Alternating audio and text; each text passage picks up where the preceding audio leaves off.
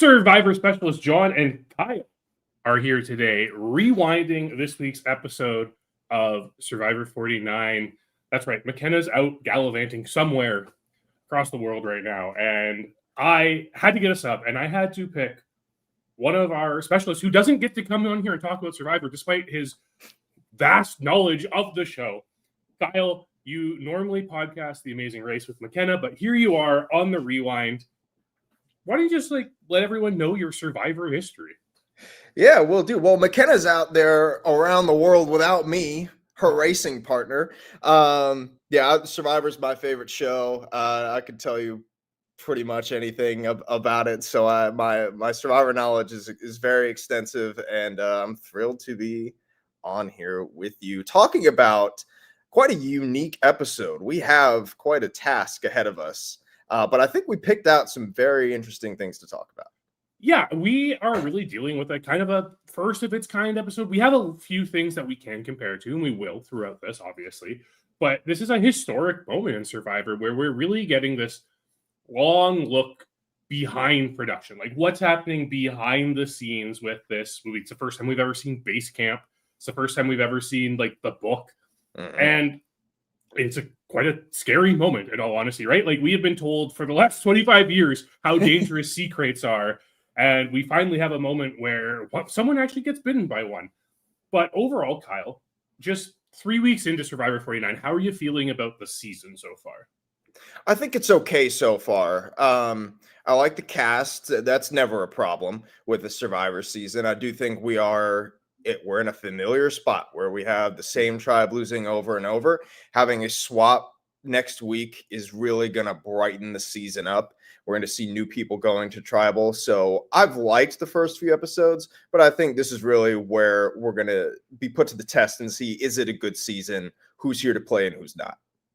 I know I've seen, if you listen to Phil and Will talk about it the other day, or I guess that was yesterday, but if you listen to them talk about it, Phil has his concerns. This is the fifth season out of the last 6 that we've had this disaster tribe. It's kind of the same narrative over and over again. But I'm kind of looking at this now as kind of the close of a story arc of what we're dealing with when it comes to this season of Survivor. And it's unfortunate that we've had that same story arc several seasons over. We get this little bit of a variation here with a medevac into a complete decimation of a tribe. But overall, there's so much promise in what's going on here.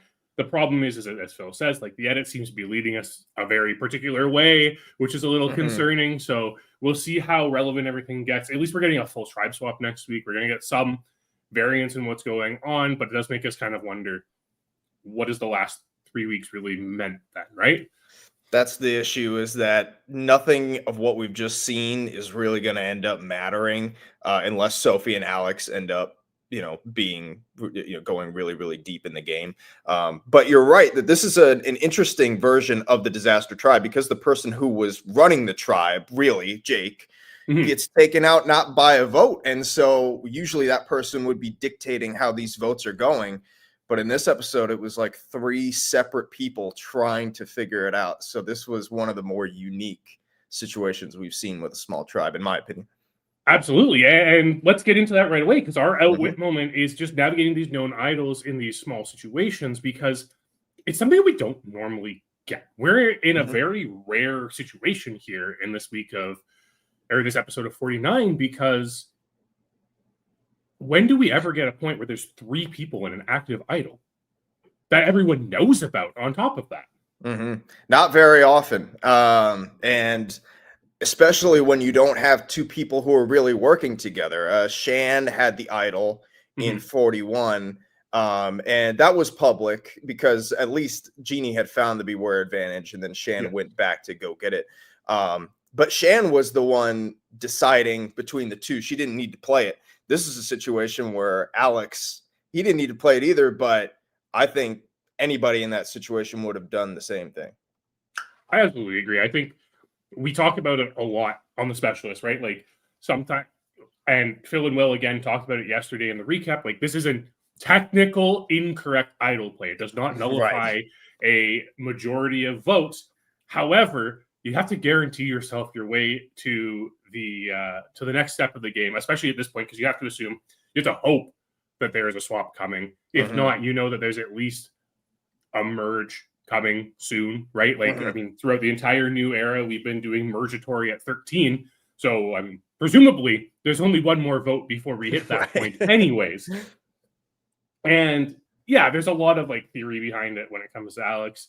And should he play the idol? Should he not play the idol? The safest thing, of course, is for him to play the idol. It gives him the most agency. That way, then, if Sophie and Jeremiah do both decide to put their votes on him, he gets the sole decision of who he's going with.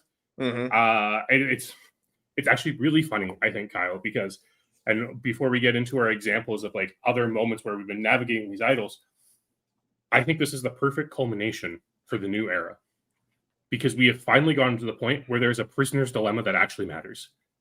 It did actually matter. This was a really interesting situation to analyze with only 3 people, but there's so much nuance to it, specifically from Sophie's perspective, in my opinion, because I think her optimal strategy, no matter what, was to vote for Jeremiah, whether Alex plays the idol or he doesn't. That's just the optimal strategy, because if he plays it, you vote with him, and he knows that you're with him. And if not, well, then maybe he votes for you. Maybe you tie it up. You know, we could have gotten a 1-1-1 or something like that. So yeah, this was a really fascinating situation despite the small numbers.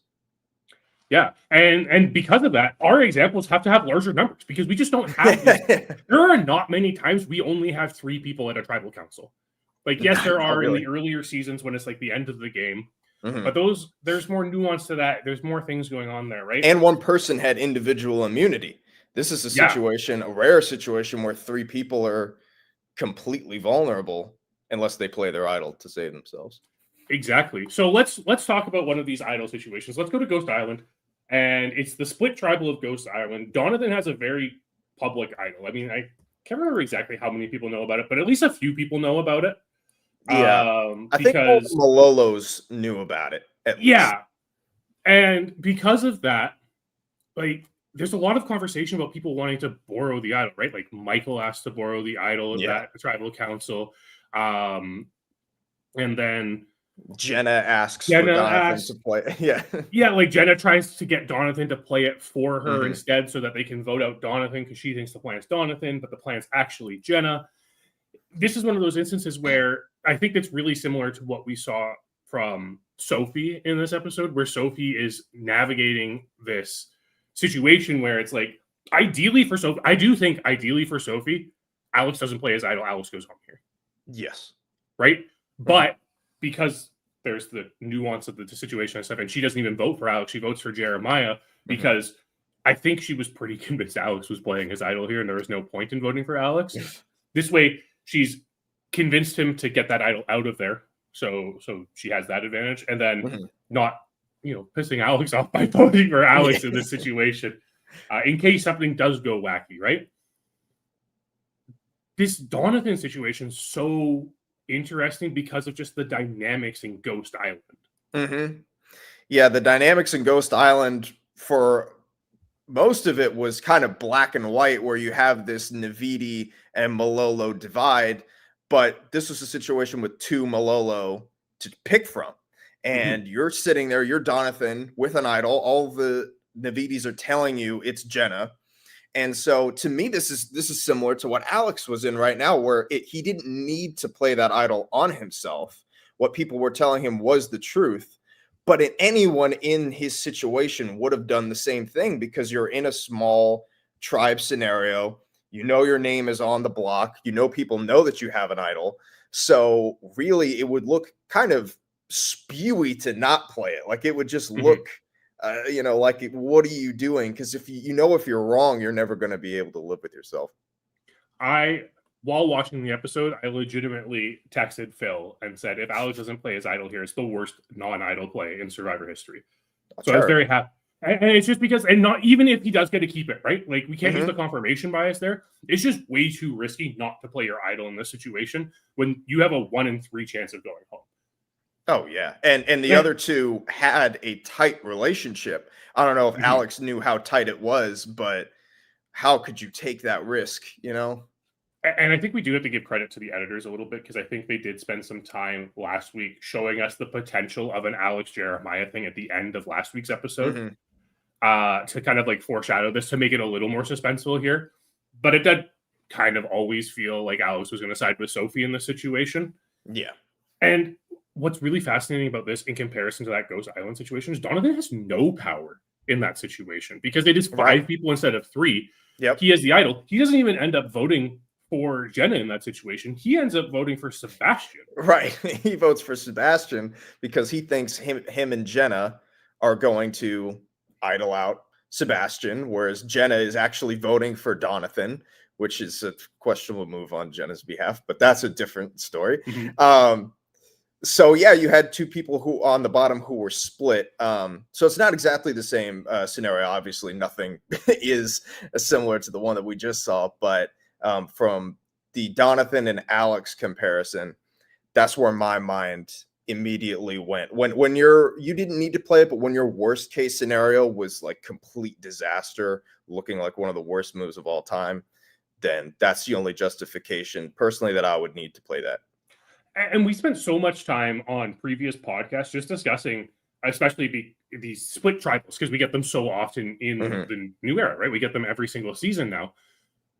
That's the time to play your advantages because it's the Oh, most absolutely. vulnerable you're going to be in most situations. Hmm. And in So this new era, sorry, the long run doesn't get there anymore. This is really a step by step type of game where you just need to be getting to the next step.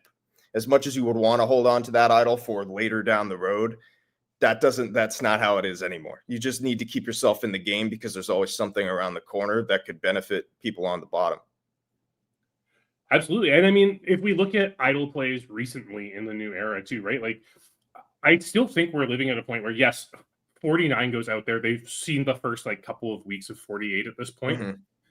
but 46 is still fresh in all of our minds when it comes to idols Hmm. and not playing them. And I think like there's this greed, and I think it is what kind of makes this episode a little more compelling than it should be. Seeing 3 people go to tribal Hmm. council, but you have Alex just in this situation where technically he could hold his idol. It could be really good for him moving forward. But is it Hmm. better than? Is it more valuable than not having an ally? Right? Like that's I think where it really comes down to is like how much more can you be trusted if you just play it here? Yeah, I don't think that you lose any trust by playing it because Sophie's not going to say, "Alex, how could you not believe me?" You know, maybe she could say that because just benefit of the doubt. But Mhm.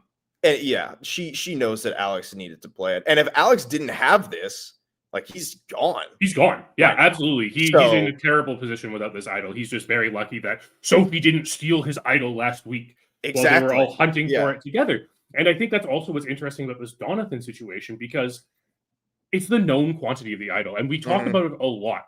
We've talked about it a lot about do you tell people about your idols? And production has told us you have to tell people about your idols. In this situation, to get this idol, you had to have people helping you. It was Yeah, they almost encourage impossible it to lose now. sight. So, Yeah. in that case, when we compare it to Donathan, right, it's a known quantity. Donathan might as well flush it. It kind of lowers your threat level a little bit.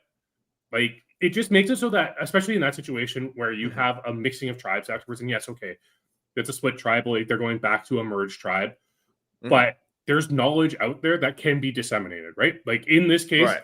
if Alex has the idol still, so and Sophie survives, he doesn't play the idol. That's giving Sophie leverage in the form of knowledge in the game, right? Like the Hmm. power that comes from having that knowledge and be able to tell people in a situation like you don't know what's happening here. You don't know if it is a swap. You don't know if they're going to run this challenge with just the 2 of you. You don't know if they are going to like dissolve you like they do in Philippines. Right. And suppose you do get down to a two-person tribe and you happen to lose, like for instance, Oolong did, and they went to fire making.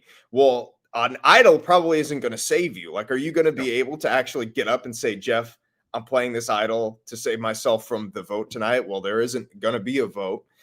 So, what good is that idol going to do you? And if you know there's a swap or you think there is, and we see that there is one, I don't think you'll need it at the swap. Someone like Alex is a hot commodity at the swap. It's perfect for him. So you're not even going to need an idol there.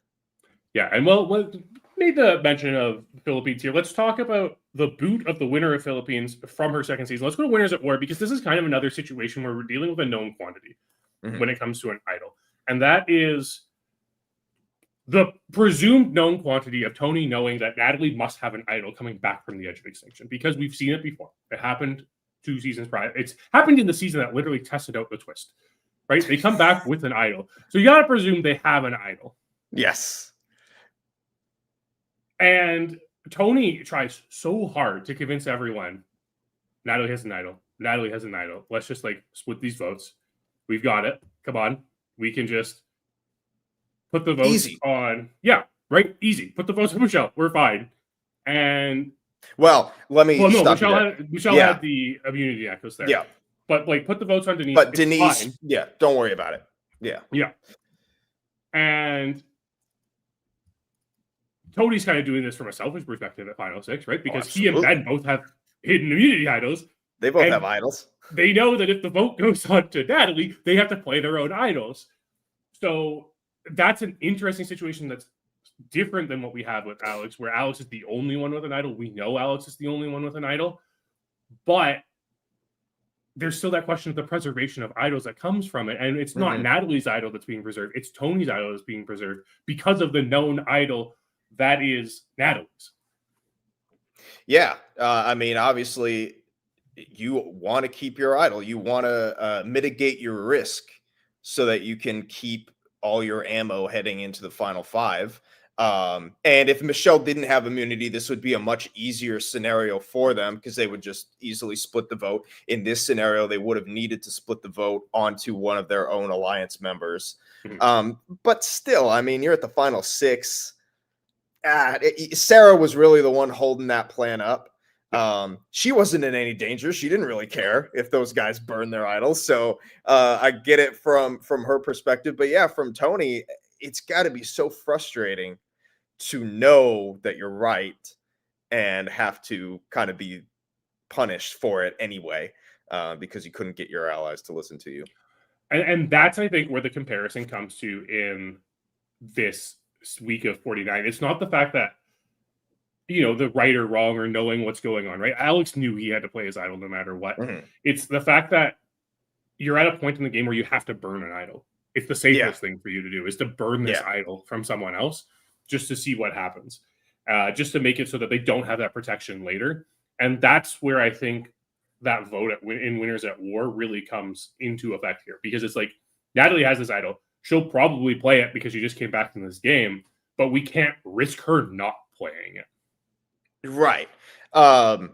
It is a situation where you have to burn an idol that you don't want to, but sometimes you're in positions where you have to do something that you don't want to. Like if you're in a sport, you know, sometimes you have to stop the clock. You would like to save that for when you have the ball, but if your opponent's running out the clock, sometimes you have to burn a timeout, even though you didn't want to, but you needed it in that situation. And that's the same way here. You can't always use the idols just when you want to. They are safety nets for situations such as this. Exactly. Let's move on to our outplay moment. And this is interesting because I mentioned it earlier. This is our 5th time in 6 seasons, which is conveniently how long we've been doing the rewind, that we've had a disaster tribe. So we can't just talk about disaster tribes over and over again, but we kind of have to in some sense. But we're going to talk about it in a very different way this time. We're going to talk about it in our outplay section. And it's the idea of like sitting out more than half of your tribe, like half or more of your tribe. Because this is something that we don't see very often, despite these disaster tribes, right? Like we get there. I mean, we do see it, but this is an interesting situation because we're in week 3 of Survivor. You're not supposed to be sitting out half your tribe at this point, because there's supposed to be only 2 people gone, not 3. Yeah.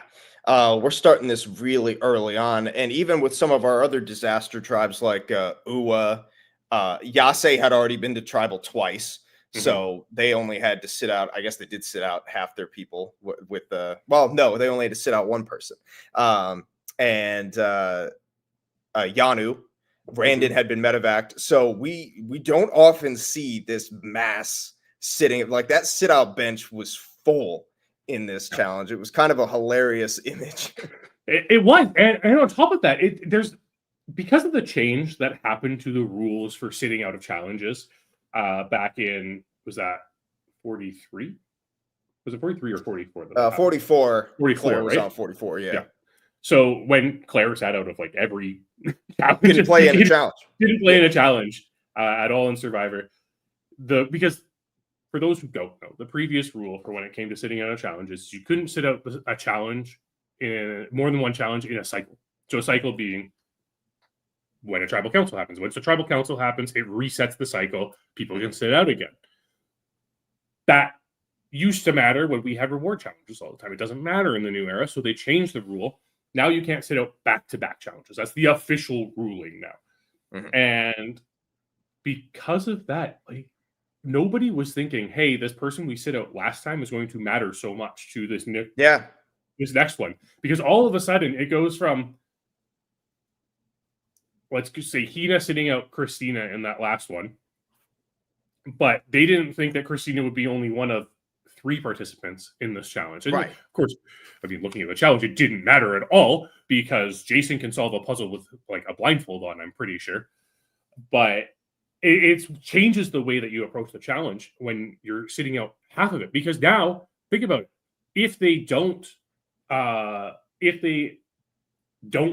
swap, like we know they swap because we saw it in the preview. But if they didn't, does the other half of the tribe just come in? Somebody who literally just participated in the challenge would actually have to sit out. Or sorry, somebody who sat out would somebody have who to sat sit out would have to again sit out again. Yeah. if it's down to 2, right? And they just run with 2. So it changes everything. And yeah, let's just talk about the biggest disaster tribes in Survivor history now. Let's talk about Oolong. Oolong was, it's just one of those instances where Oolong wasn't a weak tribe. They were winning rewards like the entire season. They just couldn't win an immunity challenge for anything. Yeah, when you look at their challenge win percentage, it's bad, but it's not as bad as someone like Fong, because they were winning. They won like 3 reward challenges at least, and on paper, they look like the stronger tribe to me. You have Jeff Wilson and Jolanda was strong, and you compare it to Karen, Katie, and Willard. You know, on paper, that tribe should have done much, much better in challenges. And and I think that's part of like what is so fascinating about Oolong in retrospect now, because it got to a point where Karora had to sit out so many people. Jeff just said, okay, who's actually participating in the challenge, rather than asking who's sitting out of the challenge. There are some instances where he does say who's sitting out still, because when we do get down to 3 people left in Oolong, the reward challenge is the SOS challenge that they do at camp. So like he doesn't have to ask who's sitting out or anything like that.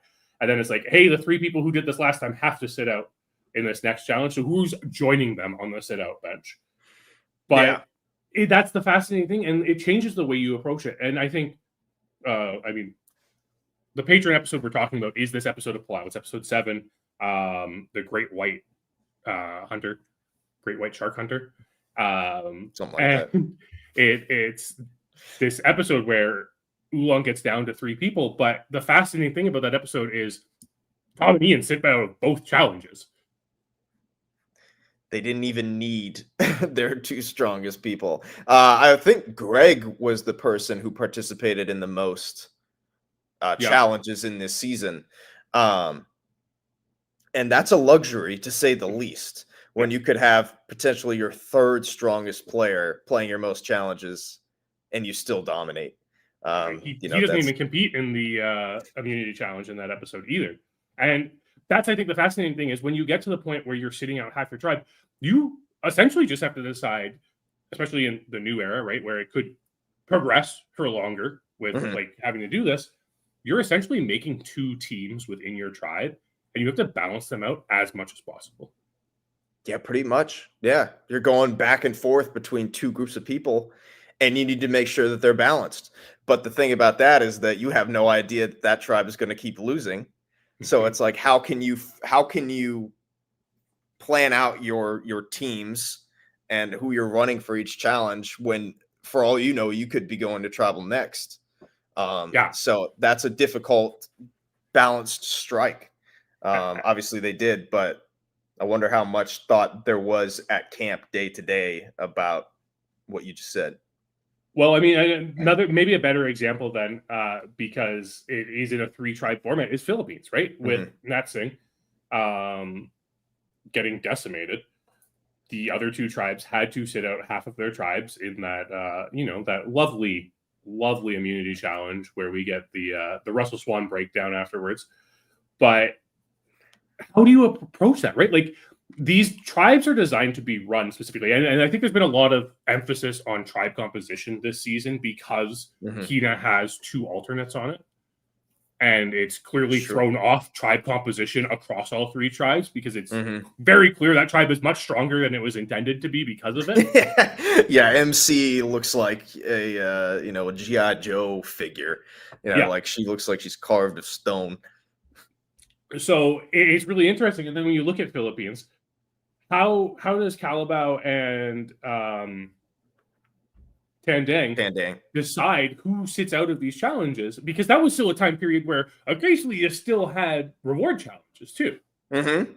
Yeah, and obviously you want your weaker players playing in the reward challenges so that you have your stronger squad ready for the immunity. I wonder if it gets to the point sometimes where these tribes are winning so much that they really start to get lax about their thought process, where they're like, well, we haven't lost yet. We're probably not going to lose. You know what I mean? We just know that we're going to keep winning.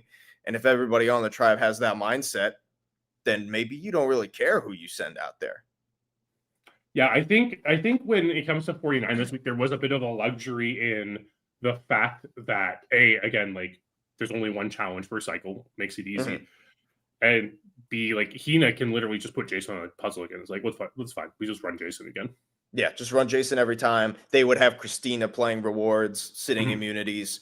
So it does this rule, I think, hurts, or should in theory be hurting these tribes more with who they have to be playing in these challenges, and yet somehow it's not making much of a difference. I think Hina gets lucky here that it goes from sitting 1 person out to sitting 3 people out because there's no repercussions, right? Like, because it is all of a sudden, and it's like, okay, whatever, we can run the same people we just ran in that last challenge. It would be more interesting if this went another time and then they had to sit people out. Yeah, or if Jake had played reward challenge, if they had one, and then got medevaced, so you had a weird number of sit outs. I wonder how that would have changed things too. Yeah. Okay.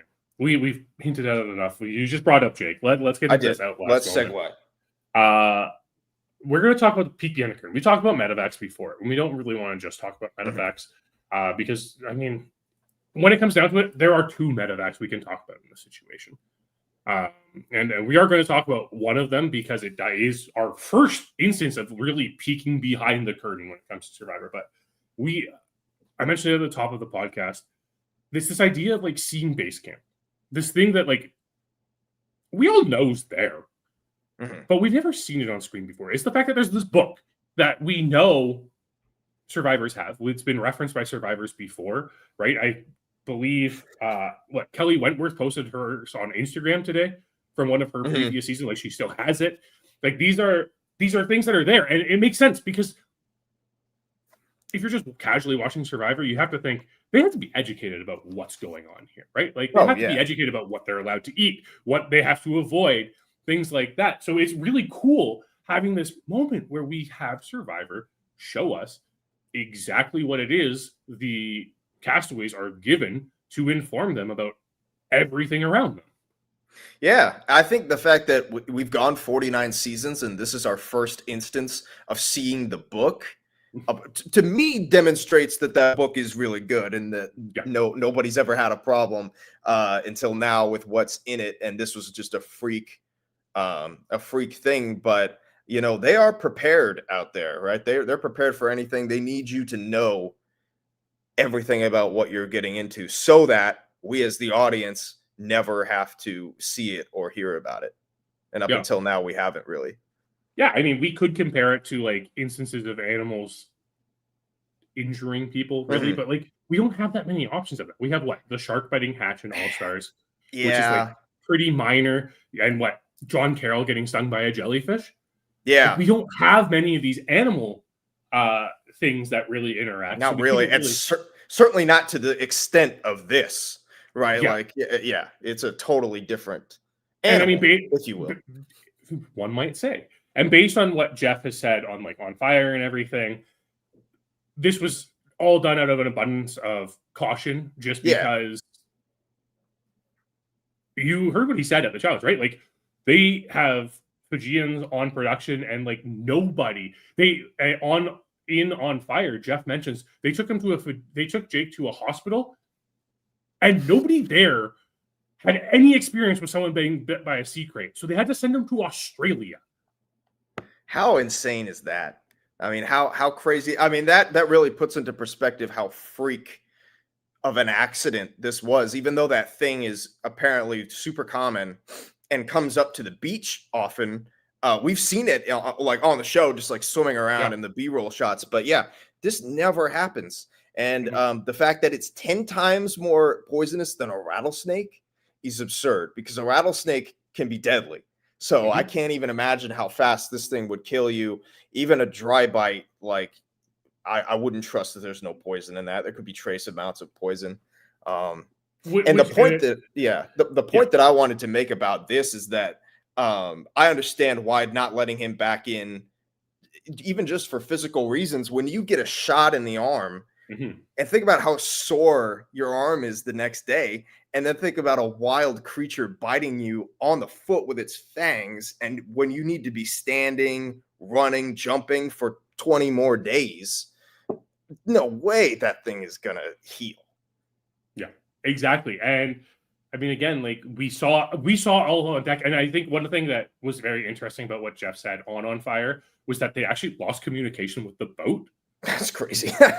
which is why That's when Jake's coming to base camp, they're like, "Oh my god, is he breathing?" It's yeah. because they didn't have any communication to say if he was breathing the entire time he was being transported.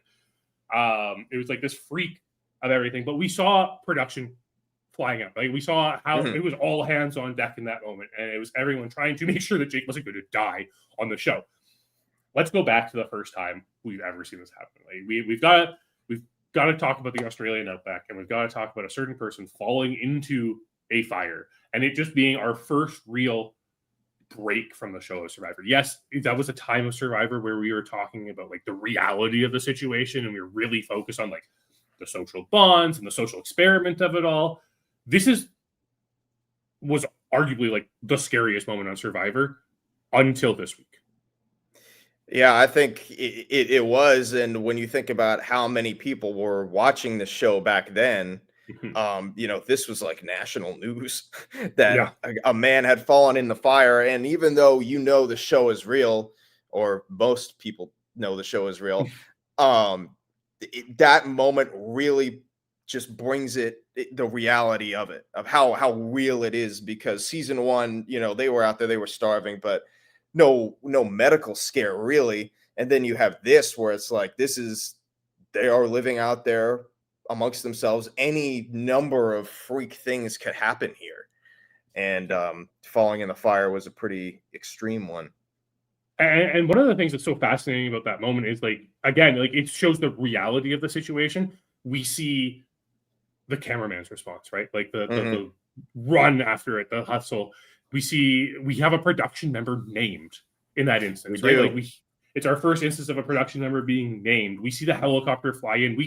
We Survivor takes that moment, and I mean, maybe it's lucky that we didn't have Jeff Probst like narrating it like he did this Jake incident, because that was probably the weakest part of this entire episode. I couldn't help but laugh as he is standing there talking to a doctor as Jake is like maybe dying, just getting the doctor to explain how Jake might be dying at that instance. I saw a tweet that Jeff saw the pit sweep at the Emmys, and then now he wants to, make his own episode. We'll see if it gets that Emmy nomination next year. Yeah. But yeah, the show, at least back then, really made a concerted effort to hide the production aspects of the show. They didn't want to call attention to that at all. And then so when you have Nick Brown saying the name Terry, and you know there's not a contestant named Terry on the season, that's like, what is going on? Like, this is a really serious situation. And today, or last night, they really focused in on breaking that fourth wall. Yeah, and we've had these moments before, right? Like, obviously, another one McKenna and I have talked about before is like the Caleb Medovac in Go Wrong, like, right? And we get the zoom out. There are a few moments where we really do get those zoom outs and production acknowledgments. We got the production acknowledgement in 41, just as like, hey, look, remember this is a show, and there are people making it, just like from the coming back from COVID of it all.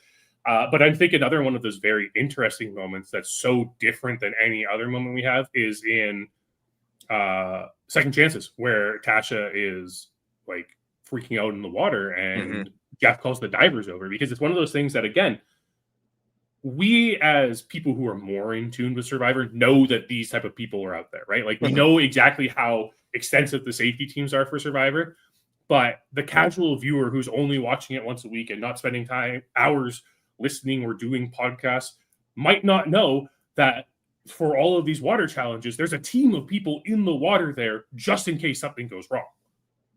Yeah, and it rarely does go wrong. It's very rare that a player is not able to complete a challenge. And this was a scenario where, Tasha was panicking in the water and needed some help. And despite the fact that they're rarely used, like you said, they are out there. You never see them on camera. They do a great job hiding it. So they go through all this effort, every single challenge, to have them ready, but also not ruin that experience for the viewer by showing them. But they are so prepared for when they are needed, and for all of the flaws perhaps that the show has, the safety department is not one of them. No, absolutely not. And I mean, there's a bunch of liability around it, right? Like, you're putting people in very dangerous situations, so it makes sense. But Survivor's literally gone out of its way to prevent us from seeing the dive teams before, right? Jeff has literally been like, hey guys, go in the water and go fetch your drowning contestant. Like your drowning tribe mate, please. Right. Like, they really try hard not to show them. They try. If they don't have to, then they won't show those people. I think what this whole incident does, and yes, of course, this is a historic moment in Survivor. Right? Like, this is the first time we've ever had. This is probably the most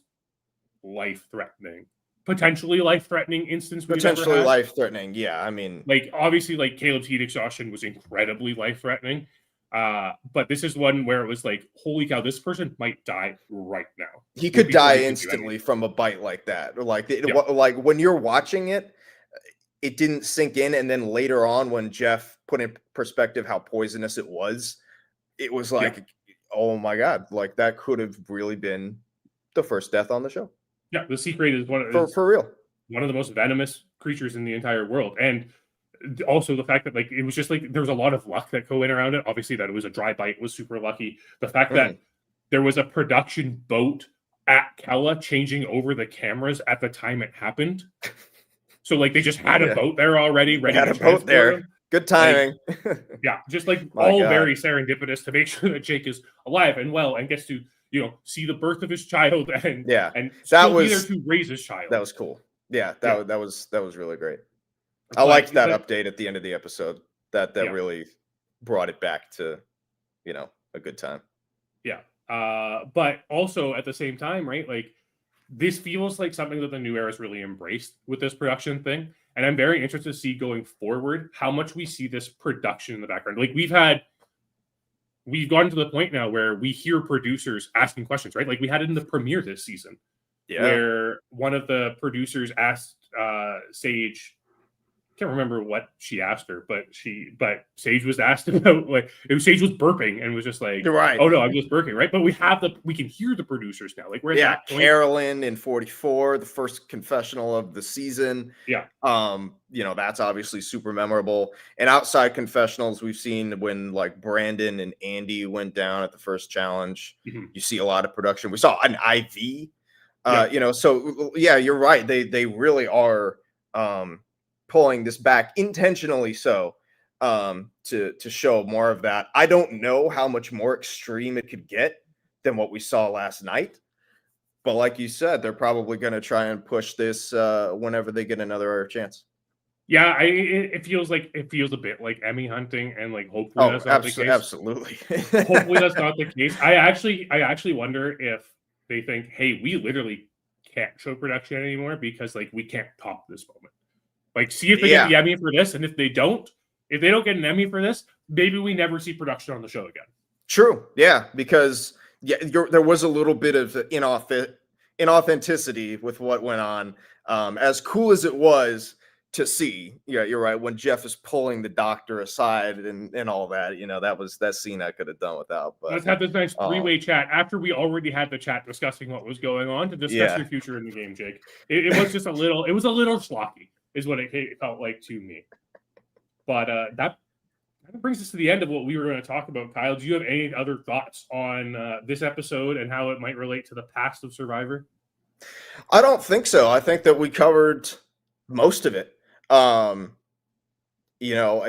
think that this was, like we've said, this is a super unique episode. There's not a lot in the past that we could compare it to because of the vote, the medevac, all of it was a lot of the first of its kind.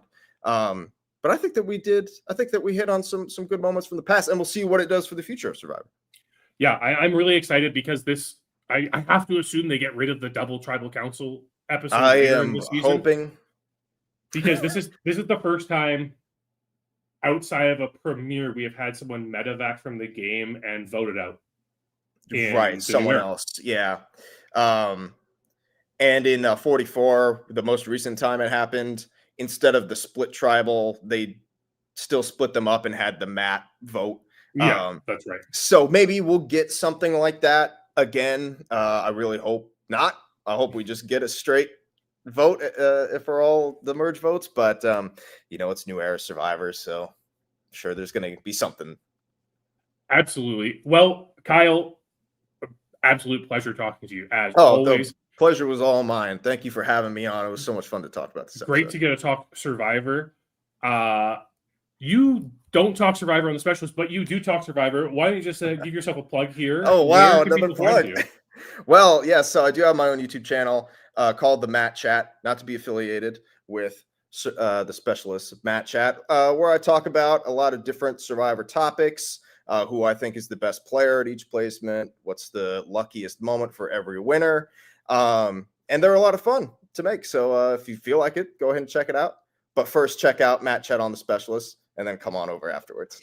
Well, speaking of Matt Chat on the Specialist, let's just run down what we've got here. Obviously, Phil and Will do their recap every Wednesday after the episode. Phil and Blake went live earlier with Philip Solomon from Dondi for Digging Deeper this week, so that's definitely worth a listen. It's always great when we can get Philip in here. You might notice Kyle has not talked about The Amazing Race today. That's because he and McKenna will be back on Monday this week to recap this latest episode. Tegwith will be doing the Matt Chat on Monday. I'm not sure who her guest is this week, but I'm sure it'll be someone fun. And I'm also not sure who the guest is on the prediction and power rankings this week, but make sure to tune into that because it was great last week having Rachel there with Blake to be able to throw a bunch of shade at Blake for all of his hot takes on Rachel in 47. And it looks like Bianca and Thomas from Survivor 48 will be on an upcoming episode for episode 4. So we've got some good stuff here planned out this week. Obviously, become a patron. That way you can listen to Kyle and I talk about Palau, which should be interesting because Palau is such a weird season of Survivor. And every time I go back and visit, it gets weirder and weirder. You can also listen to Every Season Matters, where they are currently talking about One World. That should be wrapping up, I think, this week. And then they're moving on to Brighter Days in the Patreon world. Obviously, there's the casting perspective, Q&A, so many other things. Phil's after show. And Tegwith has a weekly show every week, too. There are so many different things on the Patreon. So make sure you check that out. Click the like button, subscribe to the channel so you know when all of this content's coming live. And we will see you next time.